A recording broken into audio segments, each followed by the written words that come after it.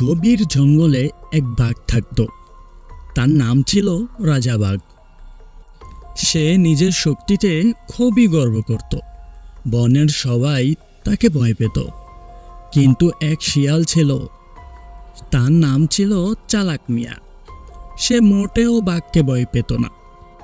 ওই শিয়াল, শোন, আজ থেকে তুই আমার সেবক। শিয়ালটি ভয়ে ভয়ে কিছুটা চালাকি ভরা কণ্ঠে বলল, জি বাঘ ভাই, আপনি তো বনের রাজা, আপনার আদেশ শিরোধার্য। শিয়াল তো বুঝে গেল এখন কিছু একটা করতে হবে। সে প্রতিদিন বাঘকে সামান্য খাবার এনে দিত, কিন্তু নিজে মাঝে মাঝে খেয়ে বড় অংশটা রেখে দিত। বাঘ যখনই বলতো খাবার কম কেন, শিয়াল তখন নতুন বাহানা ধরত। আজ এত কম খাবার, তুই কি আমার খাবার খেয়েছিস? না না বাঘমশাই, আজ হঠাৎ একটা সিংহ এসে আমার খাবার ছিনিয়ে নিয়েছে। আমি বেঁচে ফিরেছি, এটাই বড় কথা। এভাবে অনেক দিন চলল। একদিন বাঘ ঠিক করল সে আজ নিজেই শিকার করবে। সে দেখল শিয়াল তো গাছের নিচে বসে মাছ খাচ্ছে আর গান গাচ্ছে। ওই শিয়াল, তুই আমাকে ঠকাচ্ছিস, আমি তোকে আজ শিক্ষা দিব।